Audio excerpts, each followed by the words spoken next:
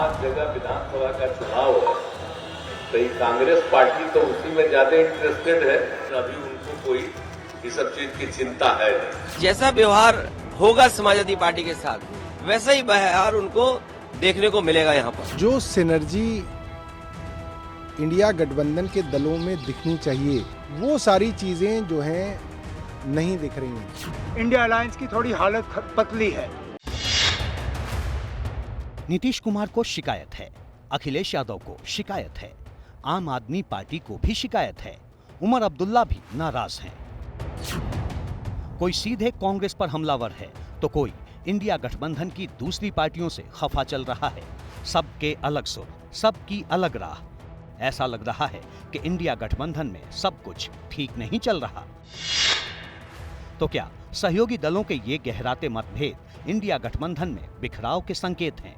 क्या इंडिया गठबंधन 2024 में मोदी के खिलाफ एकजुट होकर लड़ पाएगा?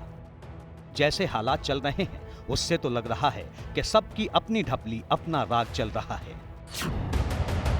इंडिया गठबंधन के भीतर पनप रहे असंतोष को आज सबसे बड़ी आवाज मिली बिहार से, जहां इंडिया गठबंधन की सहयोगी पार्टी सीपीआई की रैली के मंच से नीतीश कुमार ने कांग्रेस के खिलाफ खुलकर नाराजगी का इजहार कर दिया। INDIA, Indian national developmental inclusive alliance का गठन किया गया, इसका नामकरण किया गया है। लेकिन अभी तो काम ज्यादा नहीं हो रहा। अभी 5 जगह विधानसभा का चुनाव है, तो ये कांग्रेस पार्टी तो उसी में ज्यादा इंटरेस्टेड है। तो अभी तो इसको हम लोग कांग्रेस पार्टी को आगे बढ़ाने के लिए हम लोग सब एक होकर काम कर रहे थे, लेकिन अभी उनको कोई इस सब चीज की चिंता है नहीं। नीतीश कुमार के इस नाराजगी के बड़े मायने हैं। नीतीश कुमार विपक्षी एकता के सबसे बड़े सूत्रधार हैं। उनकी पहल पर ही विपक्ष के बड़े नेताओं की पहली बैठक 23 जून को पटना में हुई थी। लेकिन कांग्रेस के रुख को देखकर लगता है कि उनका धैर्य भी जवाब दे गया है। सिर्फ नीतीश ही नहीं, यूपी में अखिलेश यादव ने तो 2024 के चुनाव के लिए अपनी सीटें तय कर इंडिया गठबंधन को झटका ही दे दिया है। समाजवादी पार्टी ने तय किया है कि वो यूपी की 80 लोकसभा सीटों में से 65 पर अपने कैंडिडेट उतारेगी। बाकी 15 सीटें गठबंधन के सहयोगी दलों के लिए छोड़ी जाएंगी। अगर समाजवादी पार्टी इंडिया गठबंधन के साथ नहीं जाएगी तो सभी 80 सीटों पर अकेले चुनाव लड़ेगी।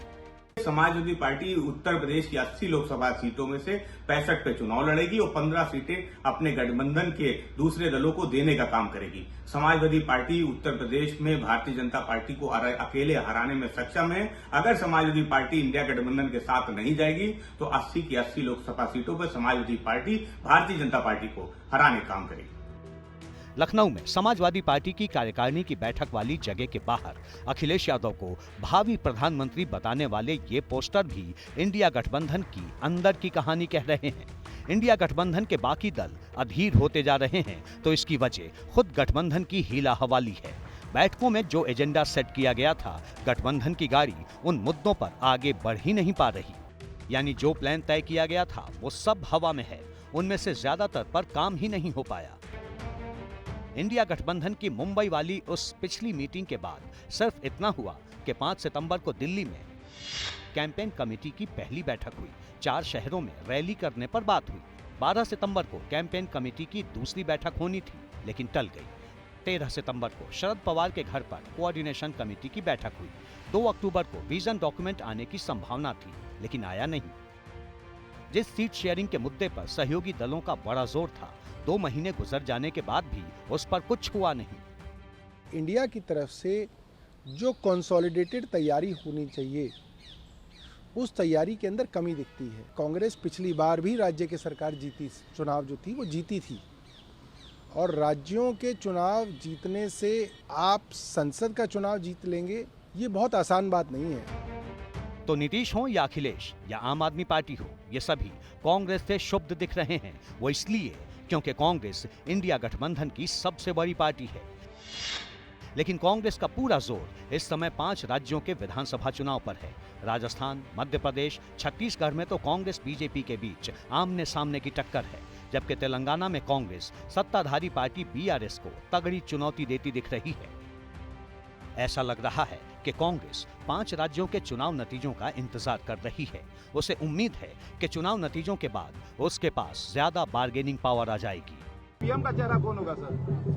वही चुन के आने के बाद सब बैठेंगे, वो डिसाइड करेंगे। गठबंधन बना है खास करके 2024 के लोकसभा चुनाव के लिए, ये सही है।